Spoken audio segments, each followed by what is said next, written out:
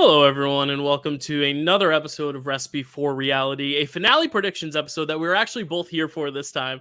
I know. Um, Oh, that's right. last year, I was like, you know what, Zach, I just need to get those predictions out to the public, and it ended up being our worst episode ever because you had sent in a video, and I was trying to make it seem like I was talking to you, even though it was very clear that you pre-recorded, and it was just one of those things where the beauty of the show is the discussion. It's not what we put where and how we rank things; it is the beauty of the discussion itself. So I'd rather take a week. I think we both learned from this. We'd rather just take a week off and post our rankings to the Facebook page rather than just like try to make something happen and get something out there because, we want to put our best foots forward. So that was a big learning experience for me. And that was also the famous episode where you claimed that Jake was going to sweep Survivor 45. Yeah, I did do that, didn't I? I did say that. Hey, and here's the thing, and this is an important segue into this season of this predictions. First of all, welcome to Recipe for Reality. I'm Dylan. That's Zach. We were talking a little off air before, so that's why we have a little bit of a late start. But here's the thing: last year's Jake was your winner pick. Mine was Kelly. Kelly was out at 10th. I was rooting for Jake because of you. Jake was my runner-up pick, but that was the thing, was like your winner pick was in the finale. You had to go for it. And here we see another predicament where both our winner picks are in it, but I would argue that your winner pick has even more equity than Jake did, because Jake was like playing for third, pretty much. I mean, he was just not able to make anything happen, and unless he made a grand, huge move in the finale, it really wouldn't have worked out for him. And we see now, though, your winner pick and my winner pick are both still so close to the gold, and they're probably the two biggest. I was going to say two of the three biggest contenders. They're probably the people who right now everyone kind of has the opinion that if it's not both of them sitting there, but just one of them, they're probably the winner, which is wild because I don't think not only have we never had both of our picks in the finale, I don't think we've never had such equal equity. We've never had such like 50-50 equity on what's going on with each of our picks. Right. So I'm curious. I mean, I have heard just before we even start before we get into rankings or even anything about prior episodes, I've heard, to your credit, a lot of whispers about Kenzie. A lot of people think Kenzie kind of has the edit of this season at this point. That she is kind of she made it past last episode. She made it past last episode. In making it past last episode, she's kind of built her way to finale night. She's built her way to final tribal council, and they really do think that she's built her way to the win, which I won't argue. I am still kind of curious as to how she's going to sell her game, because I think she does have a winning. I think she has a winning game. I think she has a winning edit. Just we haven't seen the big flashy moves that we normally see from winner. Because let's chronicle this in. So starting from what you've watched, 41, Erica. Very quiet gameplay, but her merge episode is the big episode. It's the hourglass. It's the one where she's able to turn the tides. And from then on, we see more of her in the edit, but also she makes that final move at the end. She kind of gets the Shan vote going. Shan's the dragon that they have to slay. They slay it. And then after Shan's gone, Ricard's the dragon, and she kind of gets him out. So it's one of those things where Erica had actually more of a game winning chance we saw than a edit perspective. We didn't think she was going to win because of her edit, but her game suggested that she was actually making the big moves, and everyone on the island saw that. We personally didn't see that.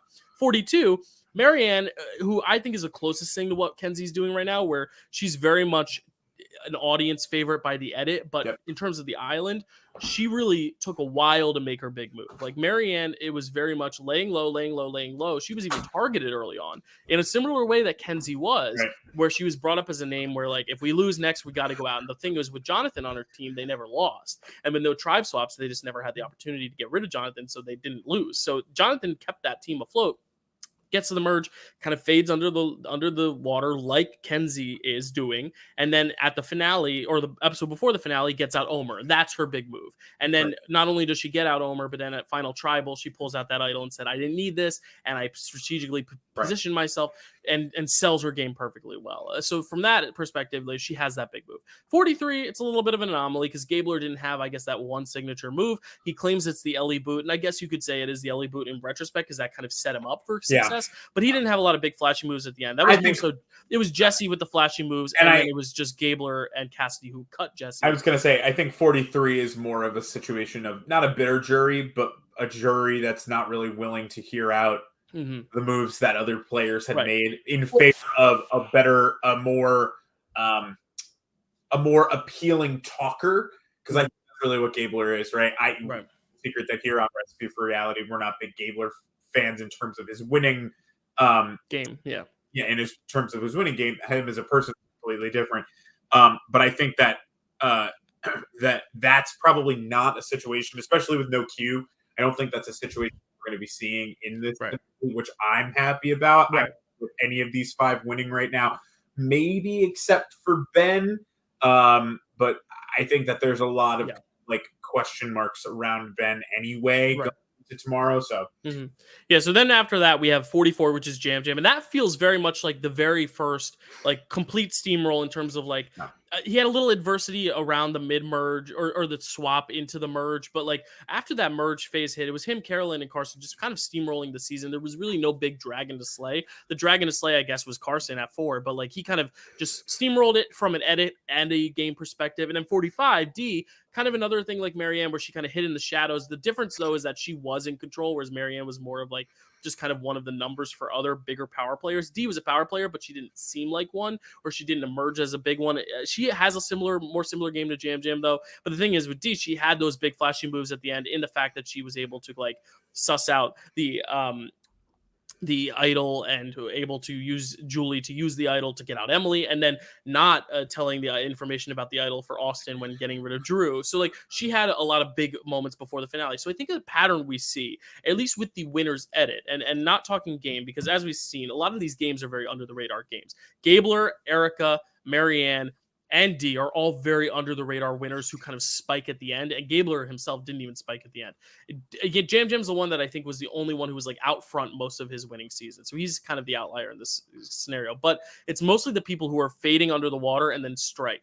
The only difference between what Kenzie has and this group of winners has is that the winners have all made that big strike right before the finale. Like, I mean, Erica getting Shan out right before the finale, Marianne getting Omer out right before the finale, even to an extent, I guess, Jesse gets Cody out before the finale, but then kind of Gabler is the one to take out Jesse and Fire right before the final 3. But then Jam Jam, he didn't have a Kingslayer moment because he was kind of the king and he stayed there. But then in 45, it was D taking out Drew, basically. So it was always kind of like whoever the top player, top dog is, the next contender would kind of take them out. And we didn't see that with Kenzie. We saw Q go home, but we saw it more as Charlie's move. Now, it was shown that Kenzie and Liz had a lot of say and had made it happen, but it was very much painted in the perspective of Charlie trying to take out Q. But the interesting thing is, it was Charlie taking out Q to get Maria's number 2 out because he felt Q was getting closer to Maria than he was. And he would have gone for Maria had she not won immunity. So I think this is a very rare scenario where if Maria doesn't win immunity, she probably goes home there, maybe. And then are we looking at Charlie as the potential Marianne slicing Omer or Erica slicing Shan? The problem is we didn't get that because Maria won immunity. So now I'm wondering, are we going to get a Gabler thing? And not in the sense of like a random win from like Ben or Liz, but are we going to get a Gabler thing where Kenzie doesn't need a big move at the end, but simply sells herself as a likable person, whereas Charlie was never able to get out Maria? Or is Charlie able to get out Maria and solidify a win? Or is Maria just going to steamroll with the challenges? I think that's what makes this finale so interesting, is because we're not getting the traditional winner's edit of the new era of the winner makes a big move before the finale that sets them up through the finale. Because honestly, Marianne and Jam Jam, and I would say D, were all pretty obvious winners going into the finale. It was really only Gabler that was a surprise. And then I guess you could say Erica was a surprise, but in retrospect, because we hadn't seen the new era, we didn't know. But if you were to watch it back with those new era things in mind, I think Erica would be a lot more obvious. So the question becomes, what type of winners edit are we watching? And that's the curious thing. Are we watching just Maria steamroll on challenges? Are we watching Charlie slay Maria and that's his winning move? Are we seeing Charlie fail to slay Maria and that's how he loses to her? Or are we seeing Kenzie just win because she's social? Or is Kenzie going to slay with the dragon? She's been talked about as the mermaid dragon by Banu, but is she going to be the one who takes out maybe Charlie and Maria? And then she's sitting there with Ben and Liz. Like, it really is going to be a very interesting finale, because I really don't know how. I know how Kenzie wins because she's very charming in the end, but I don't necessarily know what game moves Kenzie's going to make from here on out, if any. Is she just going to rely on social game? And who is going to make the big move? And who really is the dragon? Is it Charlie? Is it Maria? Is it Kenzie? So we can kind of get into our predictions in a sec, but what do you think about all that? Like, what are your thoughts going into this? Because it is such an interesting type of winners at it, where there are 3 legitimate winner contenders, I think, right now. And even an outside shot, I could see Liz or Ben if other people piss off. Like, this is, I think, is the most even where I could see a winning scenario for all 5. And I really legitimately think that because we've seen Gabler win, I think we could see Liz. Because if Liz is sitting at the end, she can say, Q, Tevin, I wanted you guys out and I got you out. Like, that's the thing, is like we could see a Liz win. Like, I really am so conflicted for the first time in 5-6 seasons, you know. So here's what I'll say is that I really, and I not to take the wind out of your sails, but unless Charlie and Maria kind of go out back to back, I don't see a world where Liz has more credibility than them as a winner to a jury. That's especially and here, so my 2 scenarios are and this isn't my like ranking, this is just like really like looking at it from a specific like point of view. 2 things I think are probably most likely, or there's like 2 like very different like alternate universes. The first is kind of what I just said, right? Where like Charlie and Maria go out back to back. One goes out at 5 because they can't both win immunity, and they have both kind of already said that they they know that the way to win is by taking the other person out. And they showed their cards already. So they're kind of, they have nothing else to lose. They're either going to say, you know what, at this point, we just need each other. Or they're just going to say, all right, whoever loses, we're taking each other out, you know? So I think that it's probably it's possible that they both go out back to back. If honestly, in all sincerity, I think probably the best move overall is for either of them to take the other out at 4, not at 5. Truly, because again, they can't both win Final Four immunity. They know that they both have the best. I mean, if one of them wins immunity at 4 and the other wins fire, they go in with the same amount of clout anyway. So your best chance is to take them out at 4, because you know that if you take one out at 5, you're the next target, right? Like there's no. It's sort of like it's the tiger pelt situation, like. The person wearing the tiger pelt becomes the next tiger pelt. So there is a world where they both get taken out, and that is where I think there is something where like a Liz kind of sneaks through or a Ben sneaks through.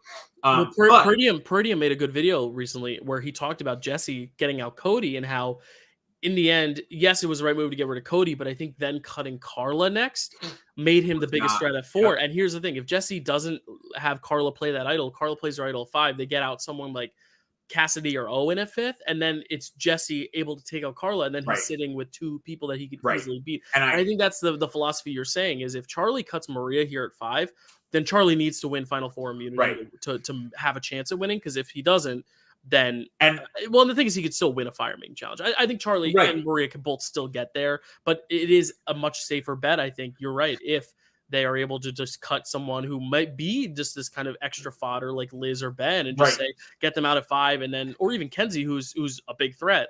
And then just try to get the other one out at fire. And if you don't, then you don't, you know? The other thing is, and this is where I actually think Kenzie's probably best case scenario is if they don't turn on each other, or I shouldn't say that they don't turn on each other. I mean, there's a world where they don't turn on each other, but a world where the 2 of them are sitting in Final 3 with, let's say it's Kenzie. I think with Liz and Ben, it's a little less likely, but with a Kenzie, I could see this winner at it. Like if Charlie and Maria are kind of there together, they don't have any advocate in the jury for them. And I think that is something that's in my ranking, spoiler alert, that's going to come very heavily into play, because I truly think Charlie or Maria's best chance at kind of like sweeping, and we'll find out tomorrow, is if they send one of them to the jury, because that they can't both be there to present the same game and expect everyone to just get it. If I'm sitting there, and I mean, this is something that if we're talking, Dylan and I were talking orgs before this is like our little insight into like how the game works, right? There are situations where you're sitting there and you're thinking, you've got 2 situations. I either lose to the person at 4, I either lose to the person at Final Tribal Council, or I send them to the jury. I've worked with them the whole game and they might be upset, but nobody knows my game better than the person who has worked closest with me. Yeah, it's Carson to Jam and Karen. Right. And I think that Charlie and Maria are both smart enough players that I think that they're probably thinking in that since they have not been taken out yet, I would be surprised if they were both not kind of sitting there like, well, like this is kind of, it will not make any sense for us to both be there. But taking one of us out at 5 really will just like, I have to win immunity, and they probably know like I have to win immunity either way because they will go into fire whether it's whatever it may be. But I think the two worlds are Charlie and Maria don't take each other out, and then Kenzie goes with them, and everybody is like, you know what? We can't understand your game because the only two who really know how it was played are you. Well, but and Tiffany and Q exactly. and Ben and like all of them, they all know Liz what now too. Liz, they all know what Kenzie's doing. Yeah, helped with the Q vote. Yeah. Listen, a 4 split with a 4. What is it? 4-2-2. Would that be what it is, or 4-3-2? I think that might be what it is. Something like that. Yeah. I mean, 9 jurors. I think those. So it would be. Yeah, so it'd be 4-3-2. Mm-hmm. I mean, that's all it takes to win a final tribal. So like, I think that's going to very much be that might be their downfall. I could see that being their downfall. Now, is that what I think is going to happen? I don't know. Yeah. But I could see a world also the two worlds where I think they lose. They're either both there or neither of them are there. Yeah. It's kind of the two scenarios. Yeah, let me just address some of these comments for Carly. I was not comparing Gabler and Kenzie's games necessarily, more so just like their winning trajectories in the sense that Kenzie and their edits. Their edits. Too. Yeah. Like it's not the actual game. Even their edits, I feel like Kenzie's still much more visible than Gabler was. The only thing is that Kenzie hasn't had like a game move to say that was my move, because her move was going to be Tiffany, and then she was wrong on that side. And I think that's the one area where her win would be similar to Gabler's, where it would be based on her social game more so than a specific move that the jury can say you did that. And who's to say? There's still 2 votes, like a vote and a fire making challenge. She could dictate a vote and get that that jury resume stuff. And then Carly says, I don't know what it is, but I really feel like Maria's not winning. And that's the thing, is like it really is about winners edits too, which we'll talk about in a sec. And then I really hope Charlie and Kenzie make final 2. That would be an epic final tribal, which is something I want to address real quick, just because I've been seeing a lot of comparisons out there to Co-Wrong, which I know, Zach, you haven't watched, but it's the Michelle Aubrey thing of like one player has been very much narrating all the strategy of the season, and we've been seeing a lot of the strategy from their eyes, that being Charlie. And then we've also been seeing someone who's narrating more of the social dynamics and the character moments, which would be Kenzie. And in the end, I think a lot of the more like average viewers would expect Charlie to win that fight because Charlie's been telling us all his strategy. But in the eyes of the jury, that doesn't matter. They're not seeing the confessionals. They're seeing what they see in tribals and on which is why I think it would have an edge in the way that Michelle had the edge over Aubrey, where Michelle was all about the personal connections, the social bonds, and Aubrey was all about the strategy. And it turns out that Aubrey didn't have the social game, and Michelle didn't have the strategy as much as Aubrey. But ultimately, the jury liked her more to award her the win, and that could be what happens if we see a Kenzie Charlie finale. But what I think is really interesting when she says like Murray is not winning, and I think that's the thing, is like the winner's edit, which we keep coming back to. The reason why I'm still, and I feel like this episode where it's going just by talking to you is like you're going to be 100% backing Murray, and I'm going to be 100% backing Kenzie, because those are our winner picks, and like we kind of both want to have that crown victory. But the thing, the case I have for Kenzie is that if you look at, and we talked about it, the jury relationships, like you said, Tiffany and Q, but beyond that, I mean, think about how much unnecessary content, I don't want to say unnecessary because it adds to great television, but stuff they don't need to show on the television. And part of that is the Ben stuff. The idea of Ben, having these nervous breakdowns, and then we all hear everything from Kenzie's POV. We don't hear it all from Ben's. I think that's very telling, that the show makes us really investing in Kenzie's story in these moments more so than Ben's. And then an idea that, I just thought about is the whole Venus boot episode is like titled after Kenzie's quote about her, because even that relationship is a relationship they didn't focus on at all in the show until Venus's boot, where they focus on the fact that she's almost like a little sister to her. And like that's one of the things where I'm like, why are they adding this in so late if Venus is just going to go home this episode? I think it's like those little things. That's the thing that I'm looking for now in the winners edits nowadays, because the new era is so unpredictable in terms of like resume and who makes the big moves, and just because all the winners games are so different. Gabler and Marianne and Jam and D couldn't be 4 different, and Erica couldn't be 5 more different games.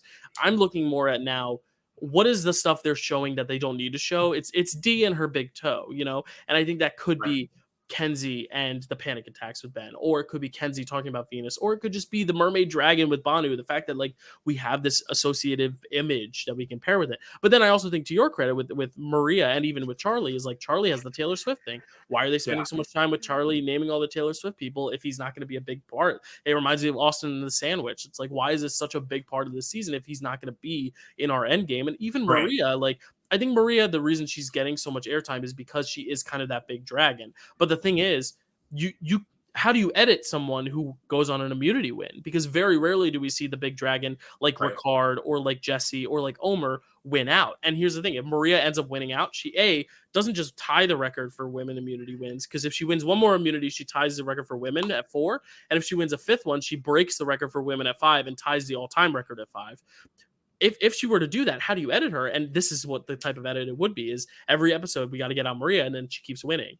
Maybe that's her story. And that's the thing, is like, we're only looking at it because we've ingested this winner's edit mentality so much. But in the end, it could just be as simple as Maria just wins out. And this is how they choose to edit her journey, because she wins out. They don't feel the need to necessarily show us all the social reasoning she wins. They just have to show her being a badass in challenges, which is what they're showing. She is the mob boss. You know, Q kept saying it was him, it was him, it was him. It's Maria. And I think that's what's really interesting, is they're setting her up to either be the dragon or the mob or the winner, essentially, if she can keep winning out. And I feel like Charlie's downfall is either going to be not being able to get her out sooner, and that's how he loses the game and Maria wins, or Charlie's going to get her out and think he's going to win because of that. But because Kenzie's just built stronger bonds, she might beat him. Like, I really think Charlie, of the 3, is the least likely to win him. Yeah. Because I feel like all his content has been mostly strategic. But I really do think there is a path for Maria to win, because if she were to win, it would be because she won out, and there's never been a person, let alone a woman, in the new era to just win out to the end. Yeah. And this might just be a first where this is how they decide to edit it. And it would be a cool editing style where they keep us on our toes thinking she's the next one to go every time, but she's not. And it's kind of the Q thing. Every tribal, he's getting votes, but he keeps surviving until he, finds an idol and goes home. Right. Get in his pocket for the 4th time in a row. But yeah, so I think it's very interesting to look at the winners edit, because truly this is only the 6th season of this new era. This could be a whole nother new edit winners. Oh yeah. Yeah. Well, and they've really done their part in, like, and they've talked about it. They want to hide a winner's edit as much as possible. They want people to watch. And I mean, I think people will watch Survivor regardless. It's one of, America and Canada's like most beloved television programs, but also it gets boring to watch yourself be able to, you don't want to be able to predict the end of the season just off of, we do it for fun, because what else would we do on this channel outside of the stuff that we already do and the stuff we continue to do?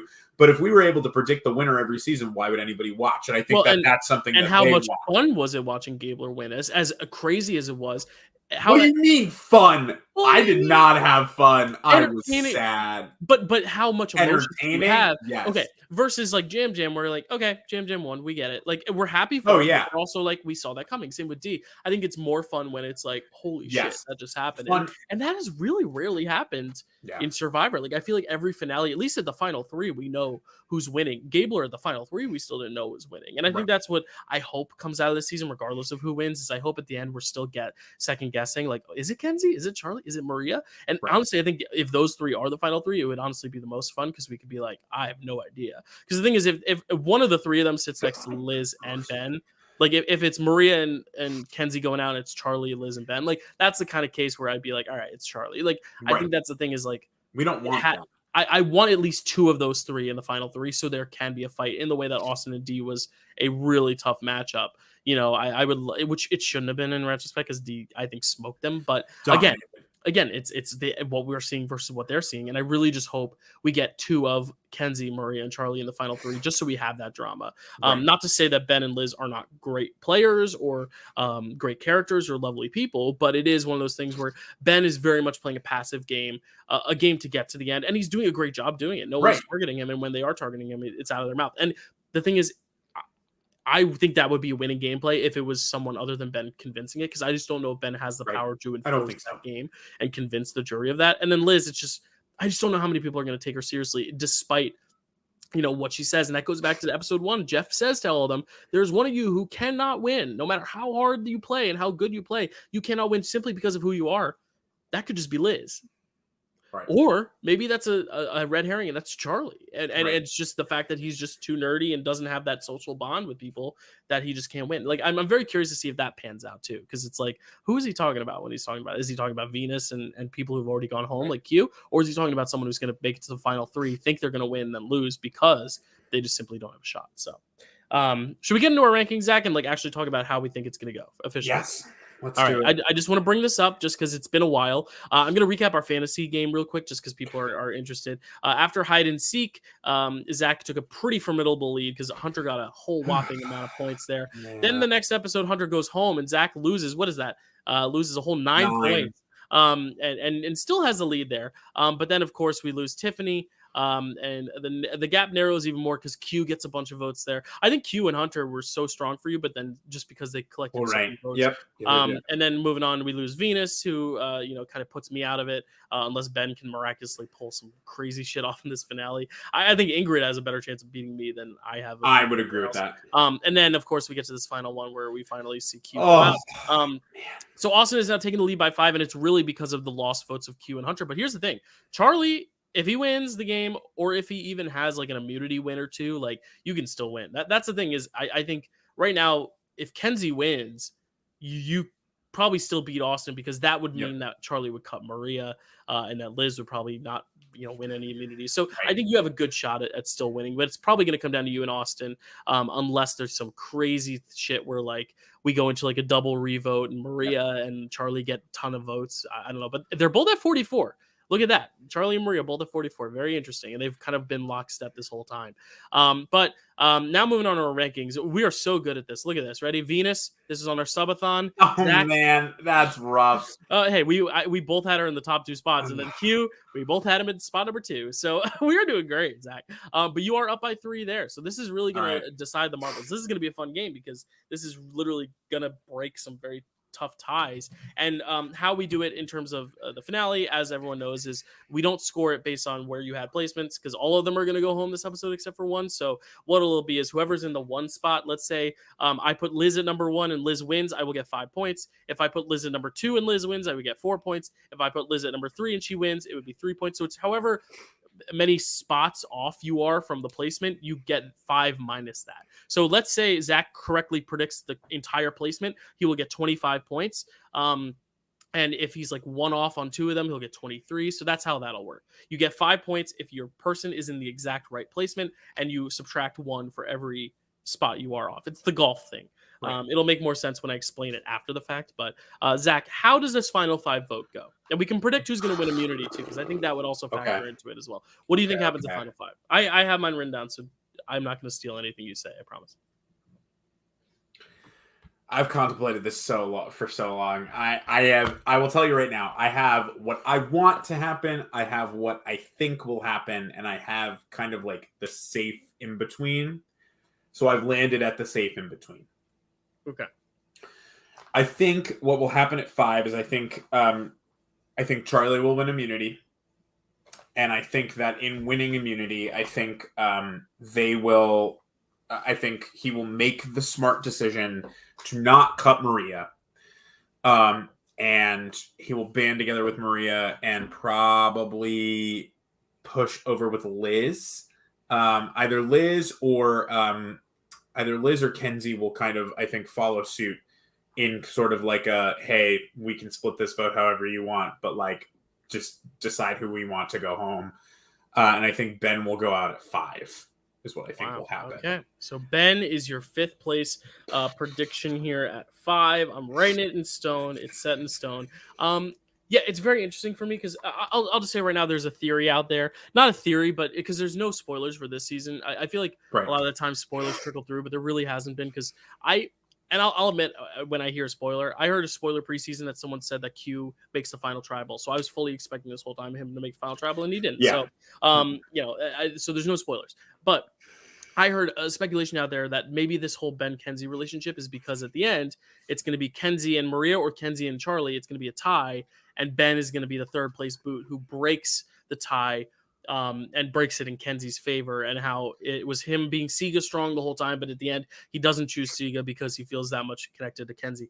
I think for that reason, a Ben final 3 would be really cool, but it's like for all that to happen so perfectly, like I mean a tie is so rare. We've only seen it once in 45 seasons. I really don't know if we'll see it again, at least not anytime soon, especially with 9 people on the jury. I don't even know how that would be possible unless there's 8. It would have to be 4-4-1. Yeah, and even then, I'm not sure if they would even have like Ben do it, or if they would just have the one vote. Maybe not, because it's like harder to sway a one. Maybe they would just have Ben do it. But either way, I don't see that happening. He can still make the final three with two of them, and I think that's likely. But I'm not 100% on that wavelength. But I think the easy thing to say here is that Charlie wins immunity and finally cuts Maria. And I hate to do that, and I don't want to do it because it's like kind of the safe pick. And I like what you said about Maria and Charlie, and how the only reason to win would be to take out the other in fire. So what I'm gonna do is, no way, dude, keep going. And here's the thing, in the preview, and this is just reading into the preview. The preview, Jeff says, "What is happening?" And in my brain, I don't think that's a quit, because a lot of people online are saying, "Oh, someone's gonna quit. Someone's gonna quit." God, they think it's gonna be Ben. I think we're going to say the same thing. Keep going. I do think there's a world where Liz flames out, and Liz just has a moment where she just, because I'm looking through it and I'm like, I'm thinking about it, and the reason I'm not picking Charlie and Maria here is because I have an idea for what I think is going to happen in the next round. Oh my god! I think we're going to do the exact same thing. So I am going to say that I just, because of the way Jeff is reacting in the promo, and it just seems, of all the 5 contestants, I think he really likes Kenzie, Charlie, Maria, and I think Charlie, Maria, and Kenzie wouldn't do anything crazy and outlandish to make Jeff go like, "What is happening? Are you serious?" I think he would say that to either Ben or Liz, and I really just don't see Ben, because of how positive he is on social media, I don't see Ben doing something that would piss off Jeff. The person I think is going to piss off Jeff would be Liz, and so I might be reading into it too much, but I'm going to put Liz at 5. Also, because all season long, I've been saying Liz is in the bottom, and I'm always wrong. But for once, I'm like, you know what? I just don't know. I don't know what Liz's story is, and I feel like if she were to win, we'd have a much grander sense of like redemptive arcs for her. I think she's the hardest one to place here, because if she makes the end, she's probably a 0 vote finalist. But could she also go out on fire because she kept saying how bad she is at making fire? Yes. But could she also go out at 5 just simply because she's crazy, and also because she's going to try to take credit for Q and for Tevin? So maybe there's a world where the Segas are able to rope Ben back in, and Ben's not going after Kenzie, so they go after Liz, and Kenzie and Ben can both agree on Liz, and it's a straightforward vote. Or Liz does something crazy and gets either pulled from the game or quits the game. I don't know. I think something crazy is going to happen at 5, and I just think Liz is the one I'm going to sacrifice there for the drama of what would happen next, which I'll just tell you right now. No, wait. Can we say it at the same time? So wait, at 5, I think Charlie. I think either Maria will win and tie the record. I'm going to say Maria wins and ties the record. Okay. I'm going to say Maria wins and ties the record, and then they get out Liz, because Charlie's bonds with Kenzie and Ben are so strong that they go with Liz. I am going to say that Maria ties the record at 4. Mm-hmm. So Charlie won immunity at 5, and she's going to tie the record with win 4 wins at Final 4. Okay. And I think she's going to go in and say, Kenzie and I have Liz, you have Ben, it's just a little different. And I think she's going to say, Kenzie and Ben, you go sit, and we're gonna fight it out and fire. And I think that Charlie is going to beat her. I think Charlie's going to beat her. So you have Maria 4? Yeah. You know what's so funny? Do you also have Maria at 4? I do, but I have Charlie winning immunity and saying I'm going up against Maria and beating Maria, and that's like his big moment. Oh my god, that's so crazy. Well, that's crazy. Here's the thing. I agree. They're hyping up the Malcolm and Denise parallel, which obviously you don't know a ton about, but it's like the idea of like you're just so close, but you have to go after the other person, and how poetic it's Jason and Danielle. That's who it is. Yes, exactly. It's Jason and Danielle. Yeah. And it's also it's Tony and Sarah from season 40. It's one of those things where they just have to go up against each other. But the thing is, I think it's going to be one of them wins and goes up against the other one. I really think that's the case. And I do think Charlie. I think on paper Maria seems like the most likely to win that. And I think that's why she's going to lose. Well, I just think Charlie, just based on the edit, I see Charlie making it to the end sooner. Okay, so you've got the final 3 of Liz, Kenzie, and Charlie. I have Ben, Kenzie, and Charlie. So how does your final 3 go? Who's getting the least amount of votes? Is it Liz? I think it's Liz. I think Liz gets the least amount of votes. And I think mine is Ben, but continue. Okay, this is what I mean when I say I go back and forth, because we both have Kenzie and Charlie final 2. Yes, because at this point I go, what I want is for Charlie to win. I want Charlie to win for my fantasy team. I do think he's played a more out there, obvious game. Oh, but Dylan, here's what I think happens: is that I think despite having Maria there, I think despite Charlie's like pretty like out there winning game, Tiffany, Ben, kind of what I'm gonna call like the outsiders, and I don't mean it like as an actual outsider, but the people who were not Maria and Charlie, who have had time and kind of see Charlie's I will say arrogance, but I don't think it's arrogance. I think what they will say, they might see it as arrogance, but they might see it as also kind of a blunder of, you were so blinded by the fact that you could have taken out your number one by taking out who is your number one, that you didn't even give any thought to the games of others around you. And I think they're going to give him a hard time at Final Tribal for it. And I think that in the fact that he will have let Kenzie slip through, the jury will look at her and go, what did you do to be able to do that so well? And I think, against all of my better judgment, I think Charlie is going to come in second. And I think Kenzie is going to win. Yeah, so we have the same prediction of who's going to win and who's going to come second. Also, because I have to follow through with Kenzie winning, just because this would be the first time since, I believe, I don't even know what season. I predicted the winner like once in my life, and I think it was Millennials versus Gen X. I picked Adam. No, wait, I picked Michaela, I think, for that. Or maybe I picked Michaela for Game Changers. I had to resort to my laptop later to see. But I remember I think I picked Adam to win Millennials versus Gen X, and he did. It doesn't matter. Anyway, so here's what I'm looking at right now. Maria, I think, votes for Charlie. I think she does. Yeah. Because I think she would respect that move. Here's the thing. He's going to make a flashy move for the jury, but I think it's going to be one of those things where...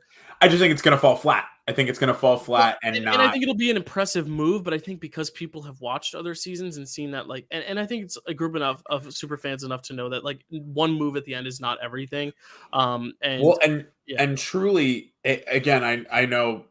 because we have the same two, it doesn't really matter. We both kind of are in agreement. But I think the other thing is that is such a flashy move. But what it really does, and I don't say this as in like this is what's meant to happen with when people do it, but it sort of undermines the games of everybody else. And sometimes that's a very hard thing to swallow as a member of a jury when you put so much stock on somebody else and their I think what Gabler's kind of like winning moment with that fire making is that he did not make the choice himself to like, he asked to go in, but it wasn't like not only did I win the immunity, I'm going into fire. It was, you had your moment. Give me what I want. Right. And so he never had to undermine anybody else's games. He got to call Jesse the obvious winner, but it wasn't him who deemed that. It was somebody else who made the choice. Jesse's going into fire no matter what. It's just a matter of who goes in there with him. Where I think with something like this, if Charlie is like, I want immunity and I'm going up against Maria, the entire rest of that jury is sitting there going, would you have done that for me if she was gone? Or would you have asked me to take you with me? Yeah. Like, and I think that's super important. I mean, that's part of your jury management, right? It's not just about how your game was when it was going on with them. It's about how do you view people's games now that theirs is over, but they get to decide whether you win or not. And I think that will be his biggest kind of, I mean, you alluded to it, right? This kind of nerd, like he doesn't 100% understand the relationships that he's building. I think that's going to be his biggest blunder is he thinks he understands the game, but part of the game that he's missing the understanding is it was great that you formed a relationship with this one person. You forgot to form it with the other people. Mm-hmm. Well, and also it's worth noting the two other people he really formed a solid enough bond with, or three, I should say. He did form a really solid bond with Ben, but the problem is so did Kenzie. And even if Ben does vote for Charlie, Charlie took Liz and Kenzie on the reward. Liz and Kenzie are your other final three, so they're not voting for him. So Maria and Ben would really be his only real advocates there. Now I'm looking at it now. The reason that people are predicting a tie is because it is an 8-person jury. It's not 9. I'm looking now because I just listed out everyone. So here's what I'm looking at now. Maria votes Charlie. So this is if mine has Liz and Ben swapped. Maria votes Charlie. That's one vote Charlie. Liz votes Kenzie. Venus votes Kenzie, Tiff votes Kenzie. So that's 3 Kenzie. I think Hunter would vote Charlie because of the physical aspect. And if he was to take Maria out, then I think he would vote for Charlie. And then I think Tevin. See, Tevin and Soda are the biggest toss-ups because we really didn't see much of them at all with Kenzie and Charlie. But let's just say they split. Let's say one goes Charlie, one votes Kenzie. That's 4-3. It comes down to Q. If Q votes Charlie, it's a 4-4. If Q votes Kenzie, it's a 5-3. And I think that's what it's going to be. Is if it's a tie and Ben has to break it, Ben votes for Kenzie. Or Liz. I think Liz also votes for Kenzie. If it's a 5-3, it's really going to come down to Q in that case. So I think it's really going to be Charlie picks up Maria's vote, Hunter's vote, and then one of Tevin and Soda. Kenzie picks up Venus, Tiff, Liz, or Ben, and then one of Tevin and Soda, and it really comes down to Q. And I think Q would go Kenzie just because of the long run on Yanu. So I'm predicting a 5-3-0 win for Kenzie. I would probably predict similarly. But if Soda and Tevin vote together with Hunter, then it's a 4-4, and Ben would break the tie, in which it would be Kenzie. So I think there is a very valid possibility for that to happen. So how I have it written out, just so people can visualize it, is 5. That looks bad. It's so many Ks in a row. I feel bad. But 5 Ks, said anything. 5 Ks, 3 Cs, and if Tevin and Soda vote together, either which way, it could end up being a 6-2 or a 4-4, which would be absolutely nuts. And I think it's similarly to how you have it as well. But we basically have the same prediction, just with Ben and Liz swapped, and that'll be the telltale right there. Yeah, that'll be what sets us apart. Most people out there have Maria at 5 anyway, so I like the fact that we're just different, because how epic would be a Maria Charlie fire making? Well, and I think they've built it up so much throughout the season how important their relationship to each other is. I feel like going out at 5, having one of them go out at 5 rather, it's just so, it's sort of like when Ricard goes out at 5. Right. And I think there was such a horrible, not a backlash, but a horrible response to that, because people were such big fans of Ricard with the way that the edit was, that I think that they would, because of that 5, he was the only one with a real significant winners. Right. Erica, so I think that they would be remiss to kind of do that again, especially when they've built up this, especially there's that really fucking awesome clip of the two of them talking to each other by the beach, and it just keeps panning out to their confessionals, and where they're both saying the same exact thing. Talking about how much they love each other and how they're friends outside of this forever, and like it's just such a great clip. I would hate to see it culminate into just a vote at 5. Yeah, where you have the opportunity to 4. The most interesting though alternate to the fire making is if someone like Kenzie or Ben wins immunity at 5, or Liz, and both of them are vulnerable, because then at least, like, I think a lot of people are thinking, oh, we got to get Maria, but then it's like one of those things where if Maria can convince 2 people, like, that's all it takes. Or do they go for a different route? So let's just say, hypothetically, if Maria goes out at 5, what happens at 4 then? I think Charlie wins, and who does he take? Ben? So I think Charlie wins. I think he probably takes. I mean, it's really just dependent on. No, I think Charlie wins, and I think he probably takes Liz, and then Ben and Ken is the emotional. And listen, that also could be where people are kind of like speculating that he quits or something like that, or he like throws in the talent, says I won't do fire making, and offers Kenzie her spot. Okay, so I think that's a potential. In the preview, it's voiceover, so we don't know if it happens at Tribal. And honestly, I think the reason it's voiceover is because it does happen at Tribal. You're right. What if there's a world where, like, Maria's out of 5, Charlie takes Liz, and then it's Ben and Kenzie, and Ben won't go to fire? He'll say, "I'm not doing it." Right. He says that could be crazy. He says, "I don't." He says, "I don't want to take it from her. I didn't want to, not like, oh, I didn't want to be here, but like there was a moment where I almost left, and instead." And listen, this sounds so bad, but that might be her move, right? That's like. She has created such an important bond with this person that he gave up fire making to put her in finale. And I mean, that speaks volumes, right? I think that's the next most likely scenario next to ours, which is if it's not Maria and Charlie in fire, then I think it's Maria out at 5, and it's a Kenzie Ben battle where Ben folds. Ben folds, get it? Ben Folds. Musician Ben Folds. Ben Folds. Ben Folds, you have a great song that I can't listen to anymore, and it sucks. It's called Zach and Another Name that I can't. Yeah, it's not. It's a good song, very good song. I can't listen to it anymore. Second personal here after dark. It's But it is. We got to rewrite that song and make it Zach and Rachel. That'd be great. Zach and Ray, cha cha. There you go. I already rewrote it. But the thing is, like, yeah, that could vary.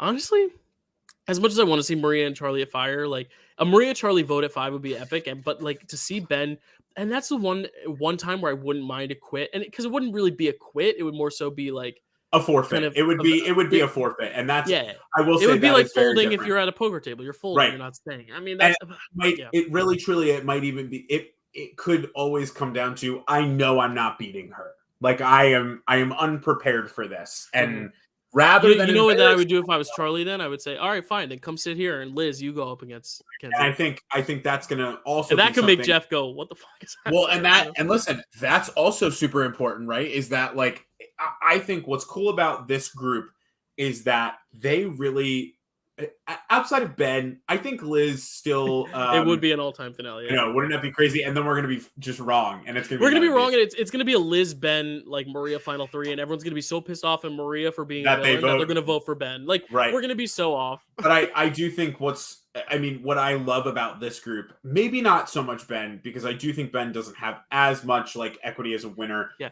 but in terms of sort of, but like, but if I'm looking at the 5 next to Kenzie, Ben's like who I would like to see win. Right, and I think that's what's good is that they're all players rather than like I don't think there's a GOAT. And even though we say like Liz and Ben are maybe like they're the easy beats, they still could not be an easy beat if they really got to the end and tried. And I do think there's a world where they do. And I what's really good is that I think that again we've had a couple of seasons where I mean that I've watched, and I know like beyond this there's so many more in Survivor history where like you do just get a really really strong player and 2 GOATs in the end, and that's not fun to watch as a viewer. And I think like you look back at the way that 41 goes, where like I know if I knew then what I know now. You've got Erica, Deshaun, and Xander, and it seems like the entire season, like Erica is going to be the GOAT at the end, and then all of a sudden, it's like not only is she not the freaking GOAT, she is she's the slayer of everything. So I think that what's good is that there is no real like Deshaun or Xander in here in this scenario. There's 5 really great game players who all have an opportunity to win if they present their case well. Well, and here's my only case for Liz. Looking at the 6 names we already have on the jury, right? Soda, Tevin, Hunter, Tiff, Venus, and Q. Okay, the heart. Relax. Who's taking credit for each move? Because Soda, it was some people are saying it's Tevin, some are saying it's Venus, but they're not there. So let's say Liz, because Liz said it was her move to take out Soda. Liz gets the credit there. Who took out Tevin? That was Liz's move. I'm giving her that full credit. Liz, that's 2 names. Hunter, I don't even know who you really say is at fault. It was kind of his own doing, but like let's just say that's like a Charlie Maria move. Charlie or Maria. Tiff, that was kind of a Charlie Maria move. Venus, maybe a Charlie Maria move. Q, I would say that's like a Liz / Charlie move. So really, as long as Liz isn't sitting next to Charlie, like Liz can take credit for 3 votes. For almost all, and they're pretty monumental votes. And that's huge. I mean, slaying Q might be a huge thing for her, even though I don't think it's the move that she thinks it is, but it doesn't matter if we think that. It was framed as Charlie's move because of the Maria thing, but really, Liz and Kenzie are what made it happen. If Liz and Kenzie weren't on board, they were the ones who decided if it was going to be Charlie, because Charlie was getting votes. Right. So Charlie could have put it all out there, but Liz and Kenzie had to decide, are we voting out Charlie or are we voting out Q? Like they were the deciding votes. So I'd say that's like Liz or Kenzie's move. But that's the thing is I think Liz taking credit for the Tevin and Soda move is also incredibly important because the first people at Ponderosa are the ones who set the tone for the jury. Soda and Tevin were the first people there, and they're going to be the ones who kind of are welcoming people into Ponderosa. And if you're the one who took them both out, and they are the ones who are kind of greeting everyone at Ponderosa, or according to some rumors, maybe not greeting everyone, but if they are the ones though, but like kind of dictating the jury, like kind of the foremans of the jury, then Tevin and Soda might be advocating for Liz. And that's where I think Liz has a shot. I think Ben is the least likely of these 5 only because I feel like he would kind of do a Mike Turner and fold at the end. Not to say Mike folded, but Mike didn't really take the credit for the game. I think he would just be happy to be there. Whoa, knocked over my mic. But yeah, Carly even says, I really like Ben. I'd be happy to see him win. Yeah, that's the thing is people would just like to give Ben. Because that's the thing. If it's Ben, Maria, and Liz, they might just not like Maria and Liz and might want to just vote Ben because they like them. Right. It's a lot, but I'm excited. We went through every theory possible. We really did. Really. And they're all good. I like all of them. This definitely beats our predictions from last year for sure. Yeah. But we were both predicting a Kenzie win, but it is also very much edit based. But I would love to see anything happen. And I think of any of these 5 winners, I think they would be maybe for me not as satisfying as D and Jam Jam, but or Marianne. I think D, Jam Jam, and Marianne are such great winners. But this would be if Kenzie wins or Charlie or Maria wins. I think it's like upper echelon with them. But they would both probably be more satisfying wins than Gabler and Erica's in the moment were. So I think we're in for a treat no matter who wins there. And because Jeff says what the fuck is happening, like we know something is crazy. It's not just a boring finale, which again, beautiful. Yeah, boring finale would be Maria out at 5, Charlie out at 4, Kenzie sweeps Liz and Ben. Like that really would be the most boring. And that could still happen, but I hope it's an entertaining way to get there. So, Zach, any last thoughts here before we call it a night? No, I mean, I'm excited. I think this, I know people, I've said it before. I know people have their problems with this season. I think it's a great season. I think the end game has been super fun to watch. Mm-hmm. I mean, listen, we thought if you go back and you look at all of our graphics, we thought we were losing Q for like 3 weeks straight and he became the main character. And what I love is that I love that knowing that 50 is going to be a returnee season. There are so many characters I want to see again. And not that there aren't a lot of characters from the new era that I don't want to, that I don't want to see, but I think every season maybe has like 1 or 2 people that I really want to see, but like the big character of the season. Yeah, like, but for the first season, it's Shannon Ricard. The second time it's like, Marianne again or Omer. But this season, I mean, I would see half of this cast. I mean, I would love to see Maria and Charlie if neither of them are winning. I would love to see Kenzie back if she doesn't win, Tiffany, Hunter, Q, Tevin. I mean, there's Venus. There's these huge players throughout the whole season that all have a really... Like, I would love to see Randon get another shot because he didn't get his due, or even Jem. Like Jem is someone who I think if she had she had played that idol, might win the whole game. Right, and I think that's a huge thing is that this season has such great players that looking at 50, I'll be excited to see who we see, but I think it's cool. I'll almost be sad to not see because we're not going to see all of them. No, Jelinski sadly won't make it. Actually, Jelinski's been mentioned more on the season than like a lot of others have. And here's the thing: Banu is the most visible pre-merger of all time statistically with Confessional. So there's a chance we even see Banu. Remember Banu? I don't know if he would clear medical. If they would just be like, "No, we can't have you back. You're just mentally you cannot be back." Yeah, because we love Banu, but it's also like.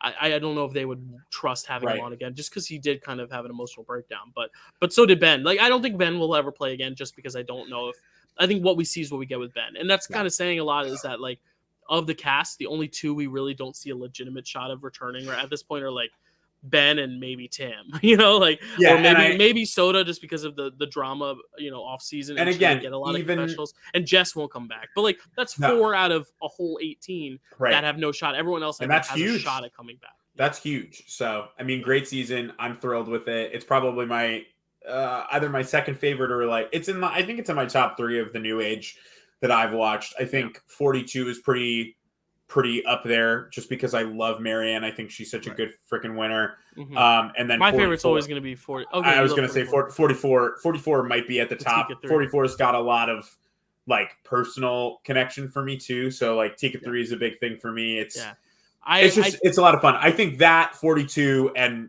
46 are probably the evens. I think if this finale sticks landing, 46 will be my favorite, but 45 I think also because I really loved both Emily, D, and Kelly, and I think all 3 of them were kind of dominating that season. I really like them. But thinking about it, I mean, that pre-merge was a little rough with like, the 2 quits and all that stuff, and J Maya and Sifu getting a bland edit and stuff. So in retrospect, like I think in terms of editing, the season has been really well edited. Like there's no player that I feel like I don't know. Even like the lesser edited people, like Randon and Tim, like I feel like I know them, which is great. And even someone like Maria, who wasn't getting a lot of confessionals, is now leading in confessionals of the past few episodes. Like she's gotten the most confessionals in the past 2 episodes. So I'm very excited and I can't wait to see how it plays out.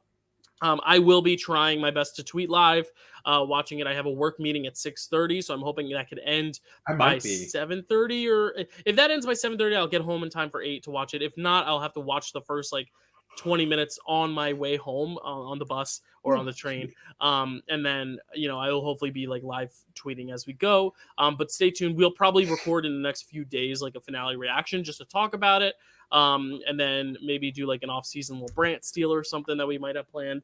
Or might want to plan. And then Zach and I do have plans for this summer that we have to bring you a video from last subathon, which is our chopped cook-off. That will happen this summer. I'm going to guarantee. And we've got a lot of time. Yep. And now that I'll be living back in Jersey, I will have a lot more time to see. For the first time ever, I think the two of us are both not in a show.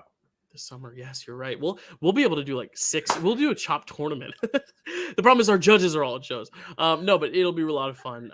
So we're gonna bring you that chopped video, and then we also, because of this subathon that we just had, we have a lot of things that you guys will get to vote on, including a table read. And obviously, 2 actors here. We're obviously gonna have parts to play in that table read. I don't know what you're talking about. Zach, Matt, Kelsey, and Chad will each nominate a screenplay that they will put on the Facebook page, and then everyone else will get to vote between. I'll do that this week. So we can just find out what that'll be. And then, there'll be a lot of other fun stuff happening this summer. And actually, I have to talk to you about an idea Matt pitched for you, because Jeff Probst, turns out, directed a movie. Yes, he did. And I think that'd be a really fun fun crossover. That would be fun. Episode to do. I would do it. I don't know. Even though we don't talk a lot about film, the two of us on here, but it could be a lot of fun branching out and just seeing what Jeff Probst created. Best host around. Who we've not done this in a long time, but who gets your oh my god, this week? We've kind of stopped doing that, and I think we need to continue. I'm gonna give it. I didn't give her my winner pick for the finale tomorrow, but I am going to give her my recipe for reality. Maria's huge individual immunity win, saving her game to put her into the finale, is an enormous win. She slays the main character of the season in doing so. I think ultimately it's probably the best overall recipe for reality I can give anyone for this season. Yeah, I'm gonna give my recipe for reality to Venus, because as soon as I saw her on that jury, I think I like levitated and then started bowing down just subconsciously, just because of her beauty and her grace and her poise. Wait, this is very important. I'm so sorry to interrupt you. Jeff Probst has directed 2 films. Crazy. We'll have to cover them. No, but in actuality, I'll probably give it to Charlie, just because I think that adds fun drama. Just because Charlie got his way and he again escaped the vote, even though he was vulnerable, which is something to say. Over Q, who I mean, Q, you were at Q. Oh my god! Imagine for our finale, we should order a Qmio. We should get a Qmio, roasting one of us or roasting both of us, or big mistake. Actually, let's see how the finale plays out, and then whoever loses our power ranking game, the other person can get the other one. Yes, I think that'll be a lot of fun. So that's what's at stake for our power rankings. Whoever loses, the winner has to, or the loser has to get the winner Qmio. I don't know. We'll figure it out. We'll figure something out. All right, thanks guys. See ya, and enjoy the Survivor finale. And if you're in New York, enjoy the Bryson Wen presents. Yes, go. We were talking off air. Like, we're gonna hope to go to one of those in the future, whether it be New York or elsewhere. Doing one of the watch parties, because that would be a lot of fun, and then maybe doing a podcast live after one of those watch parties. Hopefully, maybe with a guest, if we could exchange some numbers there. But we'll see you guys later, and enjoy the finale. Woo! Travis spoke.